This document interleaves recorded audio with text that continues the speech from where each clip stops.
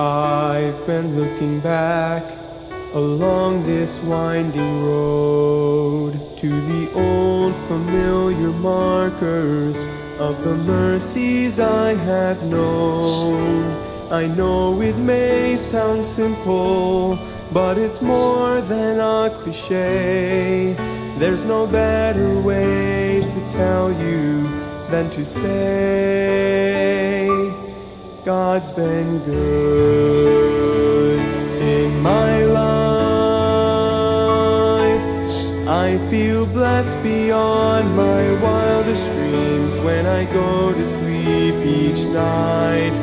Though I've had my share of hard times, I wouldn't change them if I could, 'cause through it all, God's been good.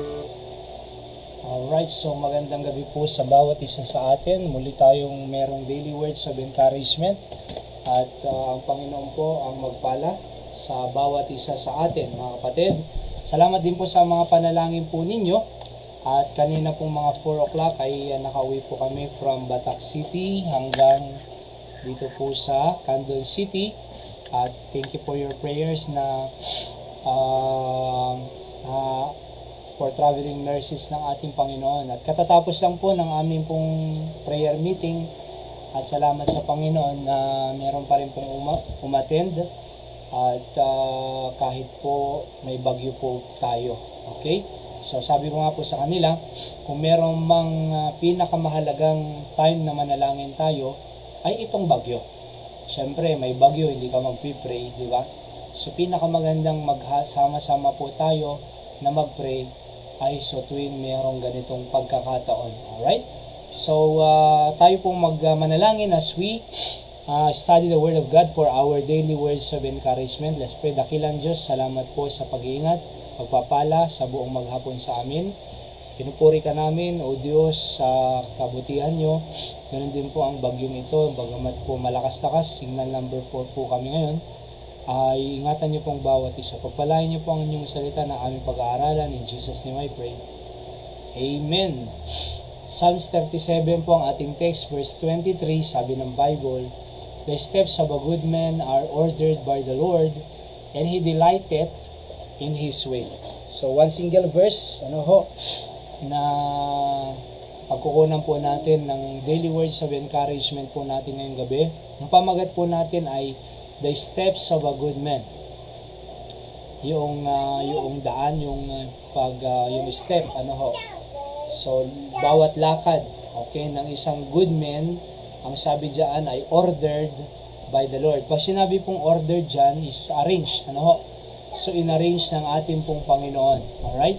So, kung ang Diyos ang nag-arrange ng ating steps, siguradong maganda po ang direction niyan. Maganda po ang destination niyan. Alright? Bakit maganda ang direction? Bakit maganda ang destination? Kasi ang Diyos ang nag-arrange. Kasi ang Diyos ang nag-order, mga kapatid. Pero kung si Satanas ang nag-order ng ating daanan, dalawa lang naman po yan . Either the devil or God ang nag-o-order ng ating buhay. Kung sino po ang ating pinapahintulutan na mag-arrange ng ating buhay. Pero ang kagandahan po, if the Lord ordered, yung ating pong mga steps, sigurado pong maganda ang direksyon po natin. Sigurado pong maganda ang ating family. Sigurado po maganda ang relasyon ng mag-asawa. Sigurado po na maging strong, titibay ang relationship ng ating pong pamilya. Bakit? Kasi ang Diyos ang nag-arrange . Ang Diyos ang nag-order, mga kapatid. Alright? So, dahil ang Diyos ang nag-order, ang nag-arrange ng step ng isang good man, mga kapatid, He delighted in His ways. So, matutuwa po ang Diyos at matutuwa po tayo sa ating dinadaanan. Alright? So, kaya nga napakaganda pong pahintulutan natin ng Diyos na siyang mag-arrange po ng ating buhay. Kung anong gusto ng Diyos, pahintulutan natin siya. Kung gusto ng Diyos ay tayo po ay magsisimba ng Sunday morning, Sunday night, at Thursday night, pahintulutan mo. Hindi yung absent, pahintulutan natin ang Panginoon. Okay? So, kung gusto ng Diyos maging soul winner tayo, pahintulutan natin ang Panginoon na mag-arrange, mag-order ng ating buhay. Okay? Pag ang Diyos ang nag-arrange ng ating buhay, magdi-delight ka o matutuwa ka. Yan ang ibig sabihin po niya. Masisiyahan ka pag ang Diyos ang nag-order ng iyong buhay. Pero pag ang Satan ang nag-order sa atin, malulungkot ka, madidestroy ka pa. Pag ikaw naman ang nag-arrange ng buhay mo, maring humantong po yan sa kalungkutan at sa distraction. Maring humantong po yan sa kapahamakan. Bakit? Kasi tayo ang nag-order Pero kung ang Diyos ang nag-arrange ng ating pong steps, ano ho? Sabi ng Bible, matutuwa ka. He delighted in His ways. Matutuwa ka sa direction mo. Okay? Matutuwa ka sa pupuntahan mo, sa destination mo. Matutuwa ka sa bawat lakad mo, mga kapatid. Matutuwa ka sa bawat decision mo. Matutuwa ka at nasa katotohanan ang iyo pong dinadaan. Hindi ka maliligaw, mga kapatid. Pahintulutan natin ang Diyos through the Word of God, mga prinsipyo ng salita ng Diyos, na mag-direct po sa ating buhay, mag-arrange. Alright? Kung kabataan ka, ang gusto ng Diyos sa'yo, mag-aral ka. Kung ikaw estudyante, huwag ka munang manligaw at magpaligaw. Mag-aral ka muna. Pag naka-graduate ka, magtrabaho ka muna. Mag-establish ka muna. Hindi magpamilya. Mag-establish muna. Kasi maaring graduate yan, pero kung hindi establish yan spiritually, mentally, morally, pag nag-asawa yan, kahit may trabaho yan, magulo. Bakit? Hindi establish Kaya, pag nakagraduate ka, mag-establish ka muna. Trabaho ka, mag-establish ka, hanggang sa ikaw ay pasok sa boyfriend, girlfriend. Hanggang ikaw ay magpamilya. Diba? At least mas establish, mas strong. Alright? Mas madaling isolve ang conflict. Mas maging masaya ang iyong pagsasama. Bakit? Ang Diyos ang nag-arrange. Alright? So, pag ang Diyos ang nag-arrange, siguradong establish. Siguradong may kapupuntahang maganda.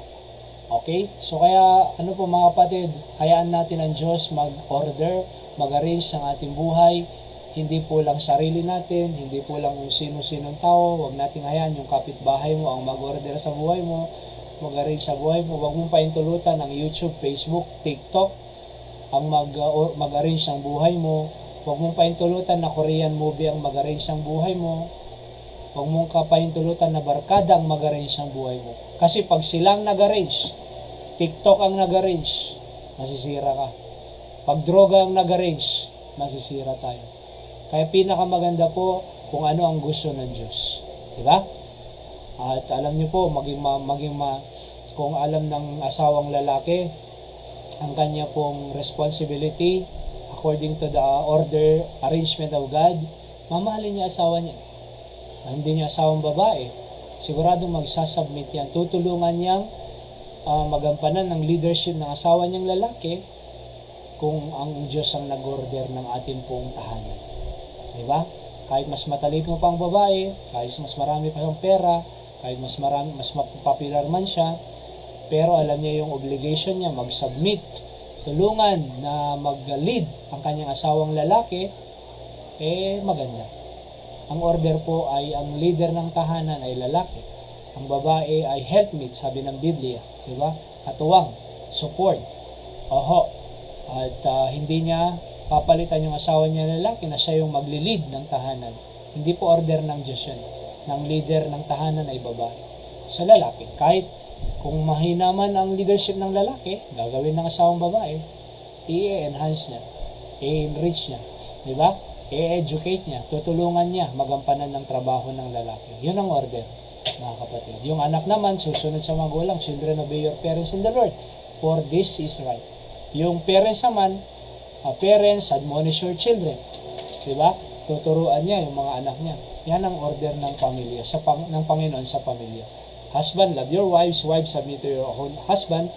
Children, obey your parents. Parents, admonish your children. Pag ganyan po ang nangyari ng ating tahanan, yung structure na yan ng ating pamilya according to God, siguradong you delighted in His way. Matutuwa ka sa iyong lakad. Kaya paintulutan po natin ang prinsipyo ng salita ng Diyos at ang Diyos mismo ang mag-arrange ng ating pamilya, mag-arrange ng iyong pag-aaral, mag-arrange ng iyong paglaki, at matutuwa ka. He delighted in His ways, sabi ng Biblia. Tayo po manalangin, dakilang Diyos, salamat sa inyong salita. Pagpalaan niyo po ang mga prinsipyong ito, na kayo nga po ang mag-arrange ng orderliness sa aming pong tahanan, sa aming pong pag-aaral, sa aming pong buhay Kristyano, at sigurado na pag kayo ang nag-arrange, Panginoon, ay matutuwa po kami. That's why the Bible says, the steps of good men are ordered by the law, and He delighted in His way. Thank you po. Pagpalain niyo po ang bawat nakikinig. Kayo pong maitas may puri sa lahat. In Jesus' name I pray. Amen. So yan po ang ating daily words of encouragement ngayong gabi. At tuloy-tuloy lang po kahit po kararating namin katatapos ng services. Basta may time ay tuloy-tuloy ang ating words of encouragement sa araw-araw. Sa Bella po kami. May daily words of encouragement tayo.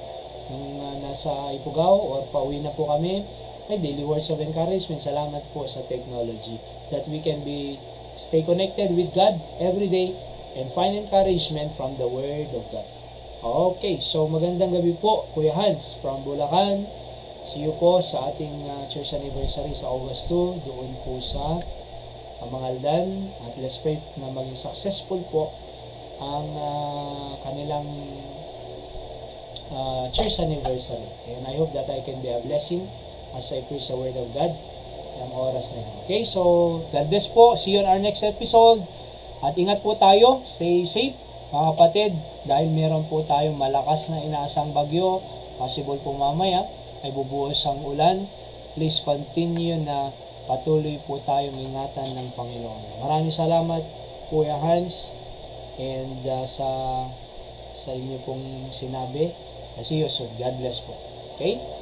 At sa lahat po ng nakikinig, saan man lugar kayo, naroroon sa iba-ibang part ng mundo, whether it be ngayong live or replay later on, God bless us all.